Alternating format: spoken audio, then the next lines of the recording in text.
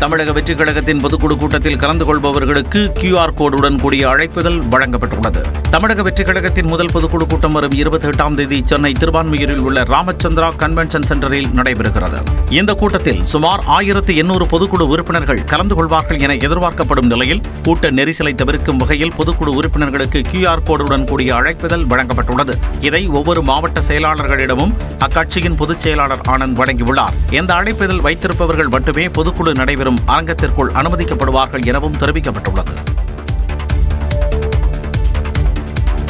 நியாயமான தொகுதி மறுவரையை கோரி பிரதமரை தமிழ்நாட்டு எம்பிக்கள் சந்திப்பார்கள் என முதலமைச்சர் மு.க. ஸ்டாலின் கூறினார்.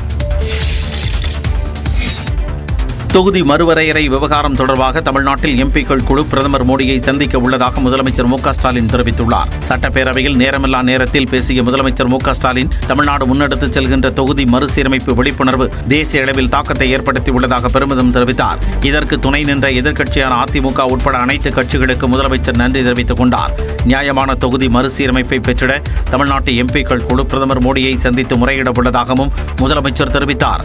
தமிழ்நாடு முன்னெடுத்து செல்கின்ற தொகுதி மறுசீரமைப்பு குறித்த விழிப்புணர்வு தேசிய அளவில் தாக்கத்தை ஏற்படுத்தியிருக்கிறது. அதற்காக இந்த முன்னெடுப்பிற்கு துணை நின்ற தமிழ்நாட்டில் இருக்கக்கூடிய பிரதான எதிர்க்கட்சி அதிமுக உள்ளிட்ட அனைத்து கட்சிகளுக்கும், கூட்டு நடவடிக்கை குழுவில் பங்கேற்ற அனைத்து கட்சிகளுக்கும் தமிழ்நாடு மக்களின் சார்பில் இப்பேரவையின் வாயிலாக என்னுடைய இதயபூர்வமான நன்றியை தெரிவித்துக் கொள்கிறேன். தமிழ்நாடு போராடும், தமிழ்நாடு வெல்லும் என்ற முழக்கத்தினை அடுத்த கட்டத்திற்கு எடுத்துச் செல்ல உள்ளதாகவும் முதல்வர் கூறினார். ஆசிரியர் தேர்வு வாரியத்தின் உத்தேச தேர்வு அட்டவணை வெளியிடப்பட்டுள்ள நிலையில் அனைவரும் எதிர்பார்த்த டெட் எனப்படும் ஆசிரியர் தகுதி தேர்வு குறித்து அறிவிப்பு வெளியிடப்படவில்லை. அரசு பள்ளி இடைநிலை ஆசிரியர்கள், பட்டதாரி மற்றும் முதுகலை பட்டதாரி ஆசிரியர்கள், அரசு கலை அறிவியல் கல்லூரி, அரசு சட்டக்கல்லூரி மற்றும் அரசு பொறியியல் கல்லூரி உதவி பேராசிரியர்கள் உள்ளிட்டோர் ஆசிரியர் தேர்வு வாரியம் வாயிலாக தேர்வு செய்யப்படுகிறார்கள். மேலும் டெட் எனப்படும் ஆசிரியர் தகுதி தேர்வையும் ஆசிரியர் தேர்வு வாரியம் நடத்துகிறது.